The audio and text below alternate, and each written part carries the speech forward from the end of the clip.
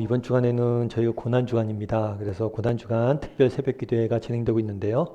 아침에 저희가 함께 말씀 보며 기도하고 또 저녁에 또 이렇게 모여서 함께 말씀 보고 기도하는 게 참 특별한 의미에서 은혜가 있는 것 같습니다.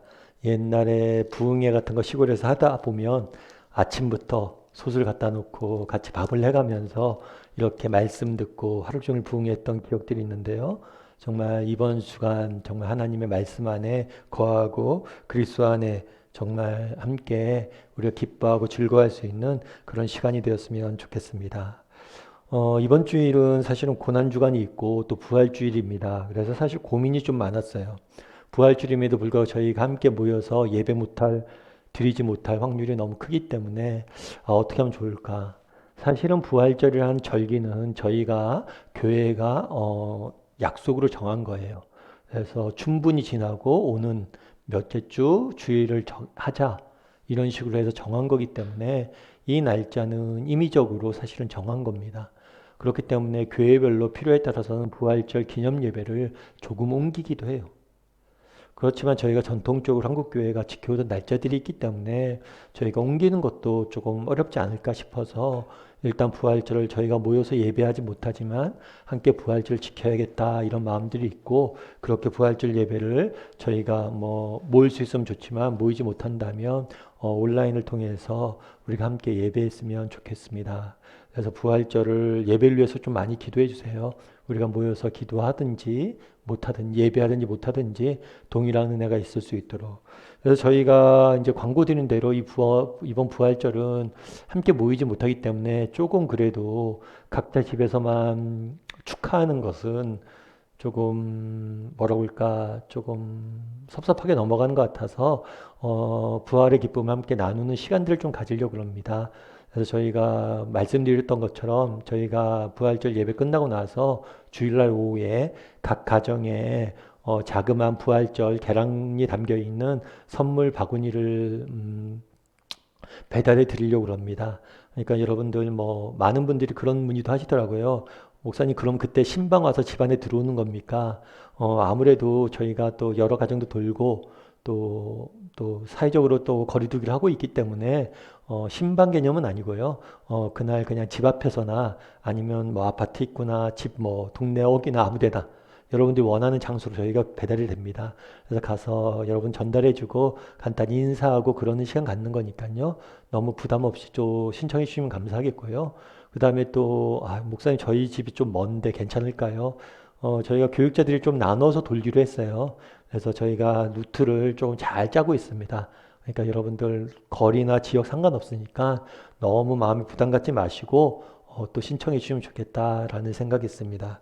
그리고 또 여러분들 저희가 그런 얘기가 있었어요. 뭐냐면 저희가 많이 못 만나니까 서로 얼굴이라도 봤으면 좋겠다. 어떻게 사는지 궁금하다. 그런 얘기도 있고 그래서 이번 주 부활절 때는 어떻게 하면 좋으냐면 각자 뭐 가정에서 개인이 됐건 가족이 됐건 우리가 자주 했던 건데요. 이렇게 인사글을 이렇게 써서 들고 사진을 하나 찍어서 저희에게 보내주시면 감사하겠습니다. 그래서 이용 목사님이나 이주미 권사님한테 보내주시면 저희가 그 사진을 모아서 주보를 통해서 또 다양한 방법을 통해서 우리가 서로 인사 나눌 수 있는 시간들이 되었으면 좋겠어요. 그래서 여러분들 이번 기회에 서로 얼굴 보며 인사하고 그런 시간 가지려고 그러니까요. 어떤 인사말도 좋습니다. 뭐 부활을 축하합니다. 뭐 여러분 다시 만나는 날까지 건강하세요. 뭐 이렇게 다양한 인사말을 써도 되니까요. 여러분들 간단히 인사말 적어서 사진을 찍어서 저희가 보내주시면 모아서 함께 나눌 수 있는 시간들이 되었으면 좋겠습니다. 그래서 여러분들 이렇게 조금 인사말을 써서 보내주시고요. 그리고 또 한 가지는 저희가 이렇게 늘 떨어져서 예배드리잖아요. 그래서 어떻게 하면 우리가 함께 예배하고 함께 하나님을 찬양할 수 있을까? 이런 고민을 하다가 그런 계획을 세웠어요. 뭐냐면 각자 집에서 저희가 음원을 저희가 카톡을 통해서 보내드리기로 했는데요. 저희 카페에도 올릴 겁니다. 그래서 여러분들 그 음원을 받아서 그 음원에 맞춰서 찬양을 불러주세요. 그리고 찬양 부른 걸 핸드폰이나 이런 걸로 간단히 녹화를 해서 저희에게 보내주십시오. 그러면 앞에 화면에 보는 것처럼 다양한 사람들이 이제 각자 이렇게 따로따로 부르는 것을 모아서 한 화면에 담아서 다 같이 찬양하는 게 이렇게 소리를 좀 모아서 함께 특송을 부르려고 그럽니다. 그러니까 여러분들 가정에서 또 개인이 또 가족이 함께 모여서 저희가 나눠드린 음원에 맞춰서 살아계신 줄 함께 찬양했으면 좋겠습니다. 그래서 그걸 다 같이 모아서 우리가 특별 찬양으로 조금 만들려고 그러니까요. 여러분들 좀 편하게 목사님 저 찬양의 은사가 없어서 근데 이게 여러 사람 목소리가 섞이기 때문에 어차피 잘 나오지 않습니다. 그리고 우리가 다 같이 함께 회중 찬양하는 개념이니까요. 여러분들 꼭 그렇게 해서 동영상 찍어서 이용희 목사님에게 보내주시면 저희가 그것을 가지고 편집해서 찬양으로 섬기도록 하겠습니다. 여러분 그래서 아무쪼록 우리가 부활절이라서 서로 흩어져서 예배하는 것 같지만 정말 함께 모여서 예배할 수 있는 그런 시간이 될 수 있도록 정말 모여서 예배할 때만큼의 그런 함께하는 그런 은혜가 있을 수 있도록 여러분이 함께 해주시면 감사하겠습니다. 우리가 오늘 요나서 3장 1절부터 10절까지 말씀을 봤는데요. 다시 한번 우리 1절 말씀을 같이 한번 1절 말씀을 같이 한번 읽어보았으면 좋겠습니다. 요나서 1절 말씀 같이 읽도록 하겠습니다. 같이 읽겠습니다. 여호와의 말씀이 두 번째로 요나에게 임하니라 이르시되. 아멘. 지난번에 설명드렸던 것처럼 요나서는 크게 4장으로 되어 있습니다. 크게 4장으로 되어 있는데 큰 단락으로 나누면 1장과 2장이 첫 번째 단락이고 3장과 4장이 두 번째 단락이에요. 그래서 큰 이야기 줄거리는 두 가지입니다. 근데 재밌는 건 뭐냐면 요나서 1장 1절과 2장 2절 말씀이 3장 1절 말씀이 동일한 말씀을 시작을 해요. 그 말씀이 뭐냐면 여호와의 말씀이 요나에게 임하니라 라고 시작을 합니다. 그런데 1장 1절과 3장 1절이 다른 게 있어요. 그건 뭐냐면 1장 1절은 그냥 여호와의 말씀이 요나에게 임하니라 되어 있는데 아미떼 아들 요나에게 임하니라 되어 있는데 3장 1절은 요나의 말씀이 두 번째로 요나에게 임하시니라. 두 번째라는 말이 강조되어 있습니다. 실제로 처음에 하나님께서 요나에게 말씀하시죠. 니느웨로 가서 복음을 전해라. 그때 요나가 그것을 거부하고 도망을 갑니다. 불순종하죠. 그런데 그 요나를 하나님이 다시 불러다가 두 번째로 다시 요나에게 기회를 주시고 다시 한번 니느웨로 가서 복음을 전하라고 말씀을 하는 거예요. 그런데 이 말씀을 읽으면서 참 그런 생각이 들었어요. 좀 이해가 안 된다. 어떤 면에서 이해가 안 될까요? 하나님의 입장에서 생각해 보면 사실 사람은 많습니다. 요나 외에도 얼마나 이스라엘 선지자가 많습니까? 얼마나 이스라엘 믿는 사람들이 많아요. 그럼에도 불구하고 요나를 끝까지 쫓아가서 이렇게 다시 불러다가 쓰는 모습들을 보게 돼요. 왜 그랬을까? 요나가 그렇게 특별한 인물이었을까? 요나서를 아무리 읽어봐도 요나가 특별한 인물이었다는 이야기가 없어요. 그럼 왜 이렇게 요나를 이렇게까지 아낄까? 저 같아도 그러잖아요. 정말 제가 어떤 것을 누구에게 부탁을 했어요. 그런데 그 부탁을 전혀 들어주지도 않고 안 하는 것도 아니고 반대로 도망간 거예요. 방을 정리해두라고 뒀는데 일부러 어지럽힌 거예요. 그럼 누가 그걸 부탁하고 싶겠어요? 그럼에도 불구하고 여전히 요나를 데려다 사용하신 하나님의 모습을 보게 됩니다. 왜일까? 성경엔 그 이유는 알 수 없어요. 나와 있진 않아요. 그냥 다만 그냥 사랑 때문인 것 같아요. 설명하기 어려운데 그냥 요나를 사랑하셔서 요나를 사용하고 싶으신 것 같아요. 그런데 이 두 번째로 이 이해할 수 없는 사랑은 요나에게만 해당되는 것이 아닙니다. 성경에 나와 있는 모든 사람이 이 두 번째 은혜를 맛봤던 사람이에요. 다윗이 그랬고 모세가 그랬고 베드로가 그랬고 기드온이 그랬고 많은 사람들이 이 두 번째 은혜를 맛봤다는 거예요. 아니 보다 본질적으로 우리는 모든 믿는 사람들은 어떤 사람이에요? 두 번째 은혜 가운데 살고 있는 사람이에요. 사실 그렇잖아요. 우리도 예수님을 믿은 다음에 믿음을 가집니다. 그런데 우리 스스로 믿음을 지키지 못할 때가 많잖아요. 늘 실패하고 넘어질 때가 많잖아요. 오늘 하루를 돌아보십시오. 여러분 정말 믿는 자답게 살았습니까? 넘어지고 실패하지 않았어요. 그럼에도 불구하고 우리를 여전히 사용하시는 거예요. 그게 바로 두 번째 은혜인 거죠. 어쩌면 믿음을 가진 사람들, 아니 인간이란 늘 두 번째 은혜 가운데 사는 사람이. 물론 그럼 우리가 그런 이야기를 할 수 있죠. 목사님 그러면 실수해도 됩니까? 늘 실패해도 됩니까? 늘 불순종해도 됩니까? 그런 건 아니에요. 예를 들면 이런 거죠. 여러분 나무에 못이 박혀 있다고 생각해 보십시오. 못을 잘못 박았어요. 이렇게 휘어져 버렸어요. 그럼 어떡합니까? 못이 휘어져 버렸으니까 못을 뽑죠. 못을 뽑아요. 못을 뽑으면 어떻게 돼요? 못 자국이 남죠.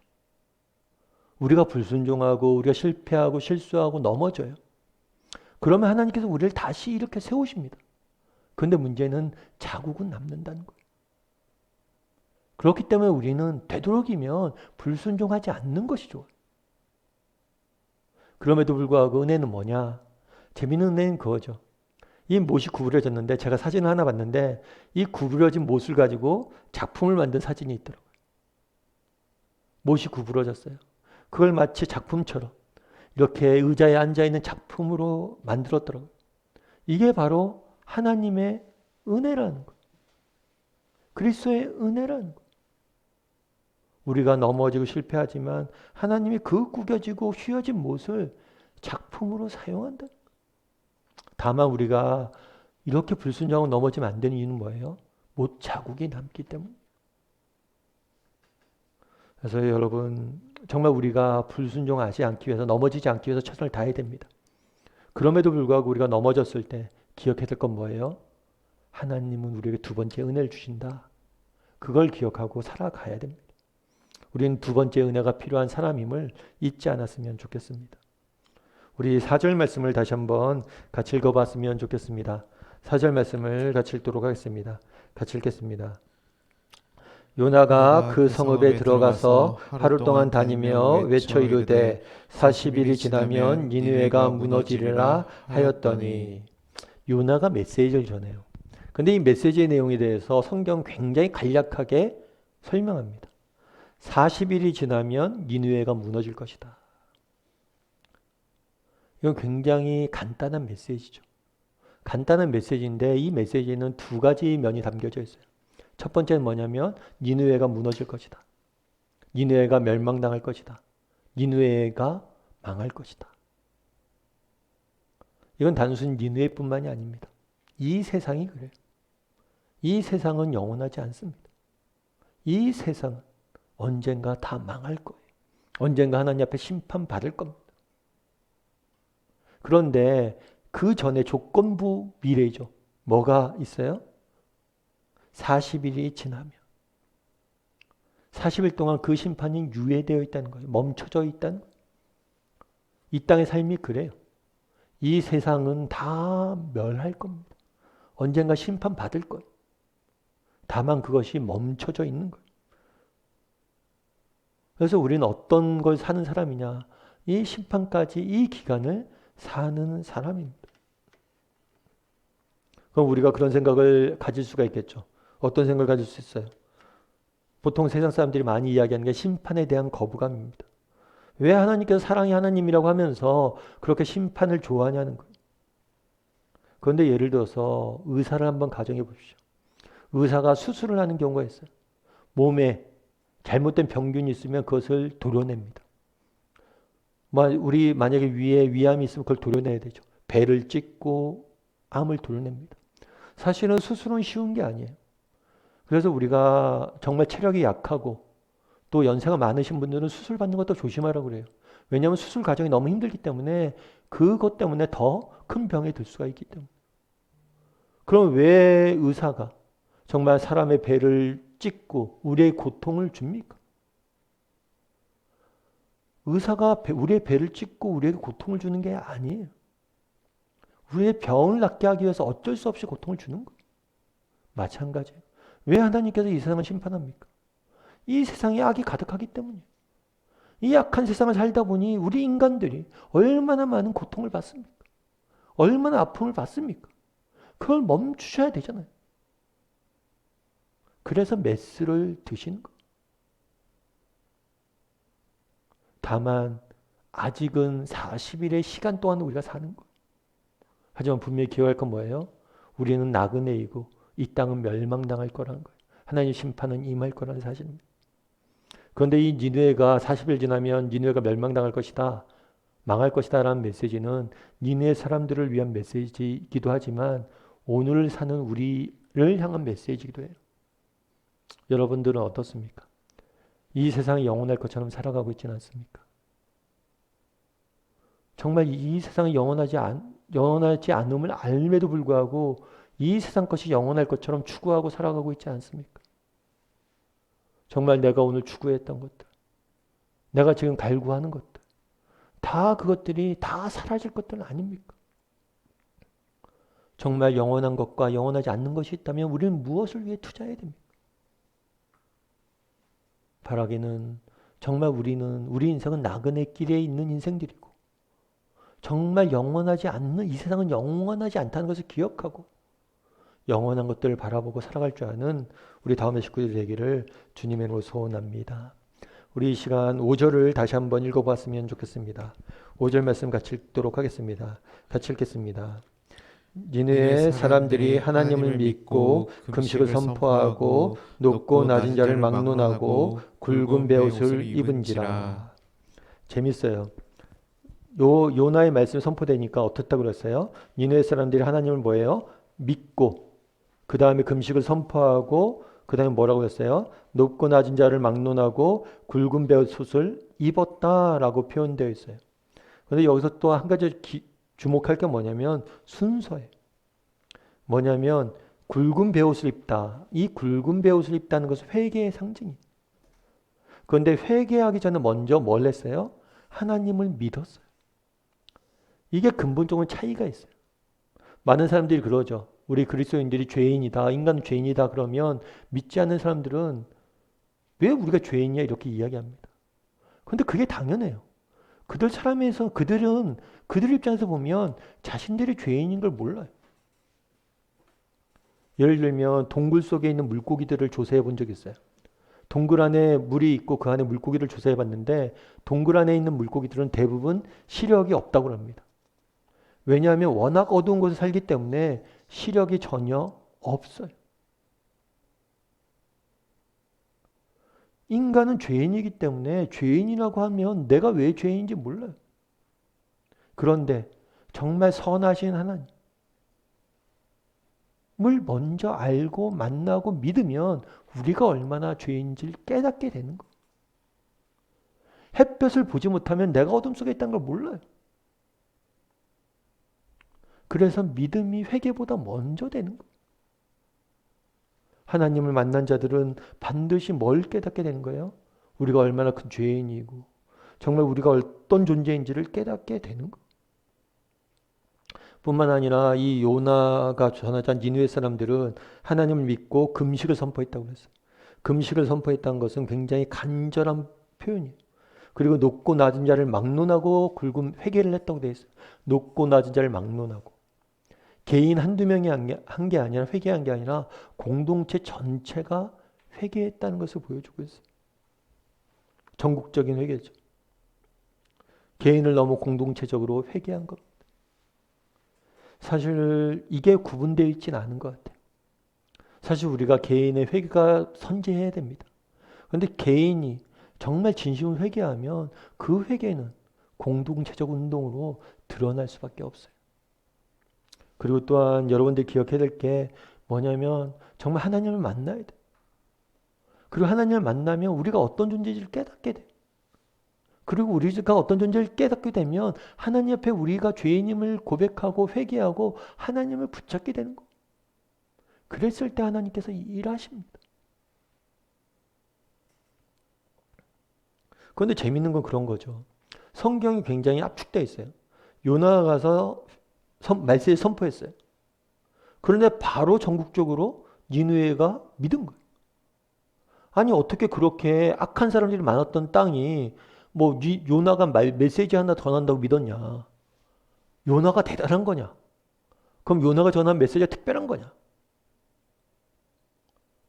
근데 어떻게 이렇게 확 믿냐는 거예요. 그럼 진작에 믿지 왜 이렇게 급하게 믿게 되냐는 거예요. 그러니까 많은 사람들이 이거 다 지어낸 얘기 아니냐. 어떻게 이렇게 한 번에 믿냐. 물론 이렇게 믿게 되는 것은 하나님의 특별한 은혜이고 성령의 역사입니다. 하지만 우리가 기억해야 될 것이 있어요. 이게 그냥 확 저절로 믿은 게 아니에요. 지난번에 말씀드렸던 것처럼 요나가 불순종해서 도망을 갑니다.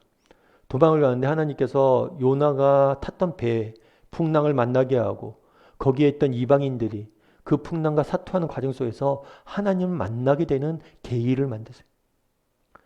그리고 요나가 물에 빠지자 바다가 잠잠해져요.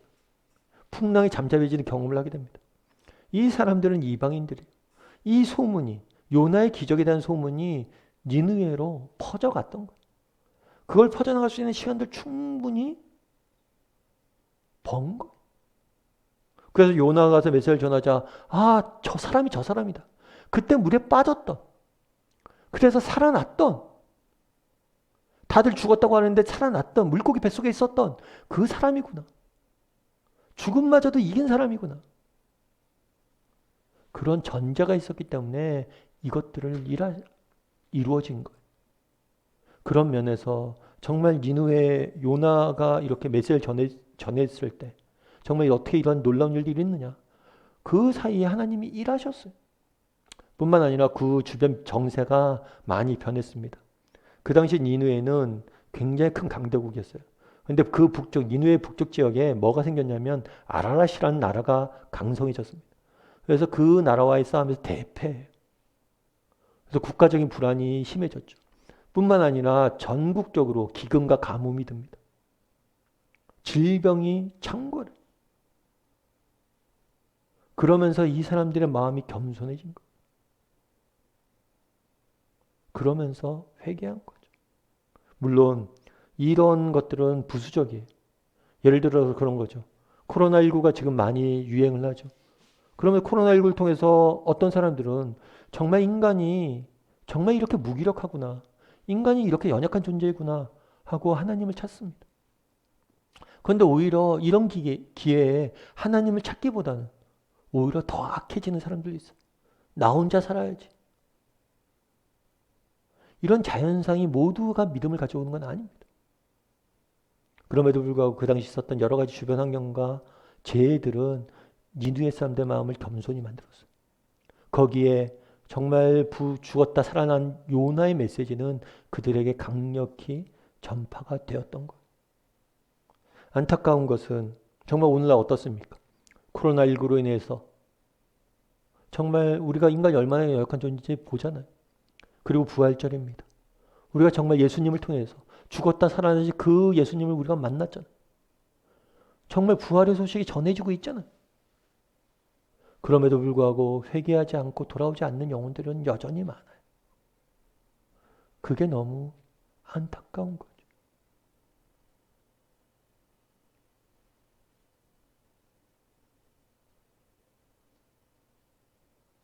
그리고 또 한 가지 기억할 것이 있습니다. 요나가 사실 가서 한 게 특별한 게 없어요. 그냥 복음을 전했어요. 그런데 놀라운 일들이 있잖아요. 참 하나님의 방법인 것 같아요. 어떤 방법이냐? 인간의 미련한 방법을 쓰는 것이죠. 방식을. 그냥 요나라는 한 사람, 불순종하고 말 안 듣는 그 한 사람을 써서 일하시는 하나님의 모습들을 보게 됩니다. 우리도 마찬가지. 우리도 요나처럼 부족한 존재들이고 두 번째 은혜 가운데 사는 사람들일지 몰라요. 그런데 정말 우리가 요나처럼 작은 일 하나라도 순종해서 믿음의 길을 걸어가다 보면 우리를 통해서 하나님께서 놀라운 일들을 이루실 것이라는 것. 우리도 그런 은혜에 살고 있잖아요. 이번 주에 부활절이 있습니다. 그런데 1885년 부활절, 그러니까 지금부터 한 140년 정도 전이죠. 그때 언더우드와 아펠젤러 선교사님이 우리 한국에 복음을 전하러 오세요. 언더우드 선교사님이 그 당시에 썼던 기도문 지난번에 한번 제가 소개드렸죠. 조선의 마음이 보이지 않습니다. 정말 여기 와서 선교하려고 왔는데 서양 귀신, 양 귀신이라고 하고 배척하고 핍박하고 정말 전도하려고 그러는데 전도할 사람을 만나지 못하고 학교도 없고 병원도 없고 아무것도 없는 상황. 정말 죽은 자 살려주러 오는데 오히려 더 우리를 핍박하는 상황. 그래서 조선의 마음이 보이지 않습니다. 눈물 흘리며 기도했어요. 그런데 물 140년 만에 어땠습니까? 그 조선의 마음이 보이지 않는 이 땅. 지금 얼마나 많은 사람들이 부활절 아침이면 나와 예배합니까?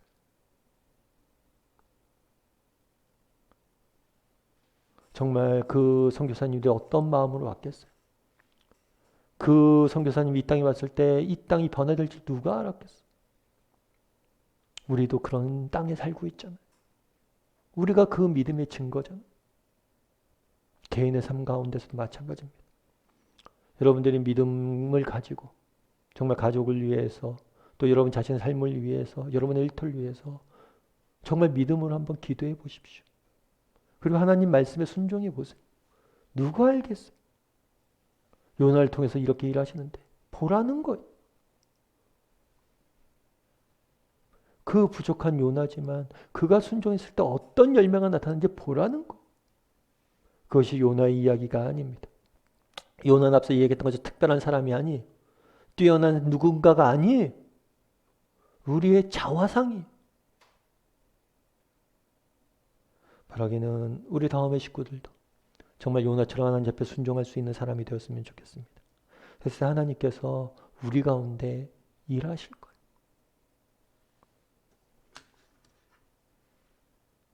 요나 니느웨가 전체적으로 회개를 합니다. 그런데 6절 말씀 한번 같이 읽어보도록 하겠습니다. 같이 읽겠습니다.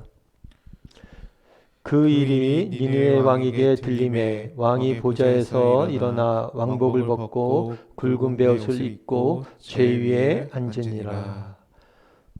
요나가 복음을 전했고 그걸로 인해서 많은 사람들이 회개했다는 이야기를 왕에게 듣습니다. 그러자 왕이 어떻게 했다고 그랬어요? 보좌에서 일어나 굵은 베옷을 입고 제 위에 앉았다. 굵은 베옷을 입고 제 위에 앉았다는 건 회개의 상징이에요. 왕도 회개를 한 거예요. 그런데 재밌는 게 뭐냐면 보좌에서 일어나 제 위에 앉았다라고 돼 있죠.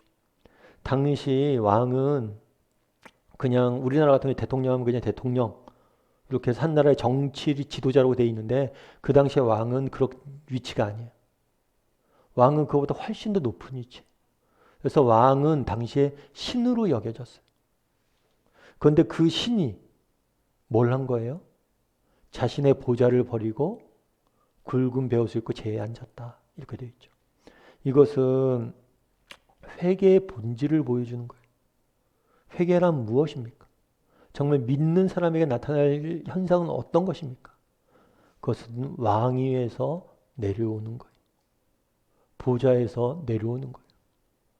목사님, 제가 무슨 왕족도 아니고 제가 뭐 왕도 아닌데 무슨 보좌에서 내려옵니까? 이렇게 이야기할 수 있겠죠. 그런데 그렇지가 않아요. 한번 어느 왕이 이렇게 지방에 순회를 가고 있었대요. 그런데 어떤 농부가 있어서 농부에게 왕이 물었어요. 당신 누구십니까? 했더니 그 농부가 그랬대요. 나는 왕이요. 그래갖고 깜짝 놀랐죠. 내가 왕인데 자기가 왕이라고 그러니까. 그럼 당신 나라는 어디요? 했더니 나는 내 마음의 왕이요. 그랬다고 그러더라고요.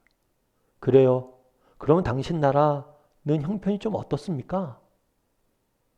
형편이 아주 힘듭니다. 그러게요. 당신이나 나나 다스리는 나라가 다 힘들군요. 그랬다고 그러더라고요. 우리는 회개의 본질은 무엇이에요? 왕위에서 내려오는 거.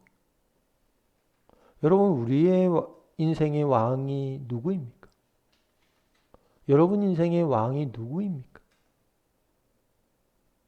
혹시나 내 자신이 아닙니까? 그래요, 좋아요. 뭐 나쁜 거 아닐 수 있겠죠. 정말 주체적으로 살아야죠, 사람이. 정말 인간됨, 칸트가 얘기했던 것처럼 인간됨 가장 중요한 게 자유의지이고 또 스스로가 자신의 인생을 개척하고 싸워 나가야겠죠.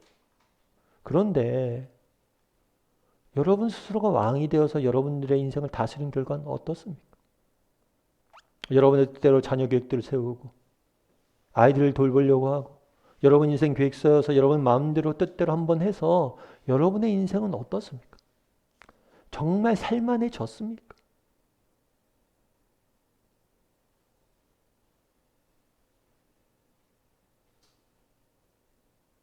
그날에 니네 왕이 왕자에서 내려와 베옷을 입었다라고 이야기합니다. 이것은 니네 왕의 문제가 아니에요. 우리의 문제. 복음을 듣는 우리의 문제. 믿는 우리의 문제. 내가 여전히 하나님을 믿었음에도 불구하고 여전히 내 인생의 왕자에 내가 앉아있지는 않습니까?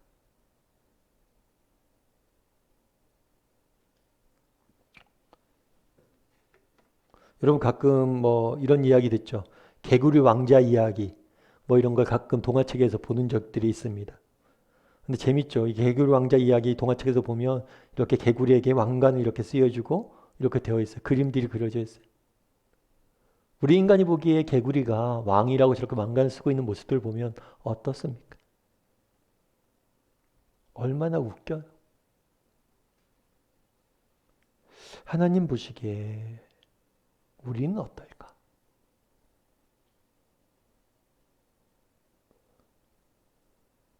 바라기는 우리 다음의 식구들이 정말 우리 인생의 왕이 누구이고 내 인생의 왕자에 누가 앉아 있는지를 돌아보았으면 좋겠습니다. 그리고 진정한 왕 대신 하나님에게 그 자를 내어드리고 내려왔으면 좋겠어요. 그분께 맡겼으면 좋겠어요. 왜 우리 인생이 쉬지 못합니까? 왜 우리 인생에 평안이 없습니까? 우리 인생에 평안이 없는 이유는 바로 우리가 그 왕자에 앉아있기 때문일지 모릅니다. 바라기는 우리 다음의 식구들이 정말 왕 위에서 내려와 왕자에서 내려와 주님을 우리의 인생의 왕으로 모실 줄 아는 저와 여러분이 되기를 주님의 이름으로 소원합니다. 우리가 7절과 8절 말씀을 같이 한번 읽어봤으면 좋겠습니다. 같이 읽도록 하겠습니다.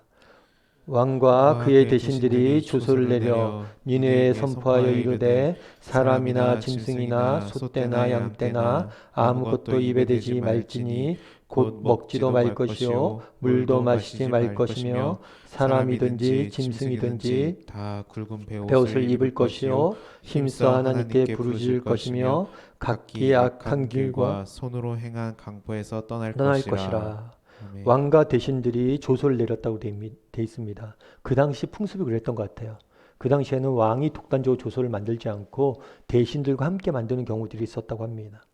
그리고 사람들뿐만 아니라 짐승까지도 회개하는 모양새를 갖추게 하는 경우들이 많았어요. 그런데 그 당시에 이것도 풍습이었습니다. 그래서 회개하라고 했죠. 회개한 다음에 뭐라고 해요? 마지막에 힘써 여호와께 부르짖을 것이며 악한 길과 손으로 행한 강포에서 떠날 것이다. 진정한 믿음, 회개는 단순 입으로 끝나지 않습니다. 회개란 유턴이에요. 돌아오는 거예요. 악으로부터 떠나 돌아오는 겁니다. 그런 다음에 9절에 또 이렇게 말하죠. 9절 말씀 같이 한번 읽어볼까요? 같이 읽겠습니다. 하나님이 뜻을 돌이키시고 그 진노를 그치사 우리가 멸망하지 않게 하시리라. 그렇지 않은 줄 누가 알겠느냐 한지라. 재밌는 게 참 이 니느웨 왕이 굉장히 이날 선포한 조서가 굉장히 복음적이에요. 그들은 회개를 해요. 우리가 다시 회개하고 이제 악에서 떠나자. 그런 다음에 뭐라고 되어 있냐면 그렇게 하면 하나님께서 혹시라도 우리를 멸망하지 않게 하시지 아니하겠느냐. 그렇지 않을 줄을 누가 알겠느냐. 회개를 한 다음에 내가 회개했으니까 하나님께서 우리를 반드시 살려줄 것이다. 이렇게 이야기하는 게 아니에요. 어떤 자격을 주장하지 않습니다. 회개했다고 그것이 자격이 된다고 생각하지 않아요. 오히려 뭘로 이야기하는 거예요? 자비를 구해요. 긍휼을 구해요. 신앙이란 무엇입니까? 여러분, 우리가 착각하는 경우가 있어요. 믿음, 신앙 이런 것도 우리 힘으로 자꾸만 쟁취하려는 사람들이 있어요. 내가 믿는 것도 신앙도 내 힘으로 내 능력을 쟁취해서 그것으로부터 하나님께 인정받고, 그렇게 하면 내가 믿음이나 신앙이나 이런 것도 쟁취하면 하나님이 나를 축복하시고 나를 저기 할 것이다. 이렇게 보는 사람들이 있어요. 그런데 그렇지가 않아요. 믿음이나 신앙이랑 쟁취하는 게 아니라 받아들이는 거예요. 은혜를 받아들이는 거. 하나님에게 자비와 긍휼을 그저 구하는 거예요. 자비와 긍휼을, 하나님의 사랑을 억지로 쟁취하는 게 아니라 그걸 받아들이는 거예요. 근데 이게 참 쉬운 것 같은데 그러지 못하는 경우들이 있어요. 자꾸만 우리가 무엇을 해야지만 하나님이 날 사랑하신다고 착각하는 경우들이 있어요. 그런데 그렇지가 않아요. 하나님의 사랑은 받아들이는 거.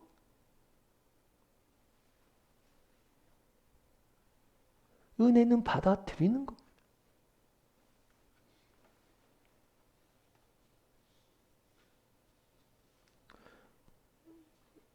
이 그림을 보면 한 사람이 돌을 이렇게 굴리고 올리고 있는 모습을 볼 수가 있습니다.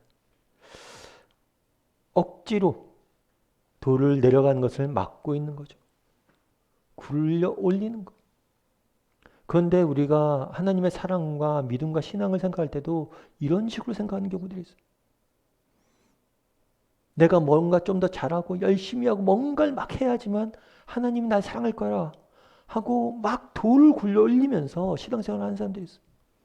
그런데 신앙은 그런 게 아니에요. 신앙은 돌을 아래로 굴려 떨어뜨리는 거예요. 은혜를 그저 받아들이는 거예요. 그런데 내게 오는 은혜를 막아서고 있는 경우들이 있어요. 오늘 본문에서 니느웨 왕은 회개합니다. 하지만 이 회개가 어떤 자격이 되어서 하나님의 축복을 구하지 않아요. 회개는 회개인 거고 그저 하나님의 자비와 은혜를 구할 뿐이. 우리 인생의 삶이란 쟁취하는 게 아닙니다. 하나님의 은혜를 받아들이는 거예요. 신앙도 마찬가지고 우리의 삶도 마찬가지. 그 원리를 잃어버릴 때 우리의 삶은 정말 기쁨이 사라지는 거예요. 억지로 돌을 굴려 올리는 인간의 모습을 하게 되는 거예요. 바라기는 우리 다음의 식구들이 우리의 삶은 쟁취하는 것이 아니라 받아들이는 것이다. 정말 내가 하나님의 은혜를 묵상하고 그 은혜를 받아들이는 것. 그러면 저절로 내 안에 사랑이 꽃피고 선행이 꽃피고 열매가 나타나는 거예요. 우리가 이번 한 주간 고난주간이라서 그리스도의 사랑을 묵상하는 이유도 그거예요.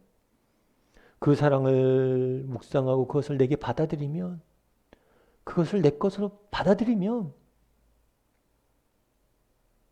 그러면 우리 삶의 변화가 나타나게 되어 있어요.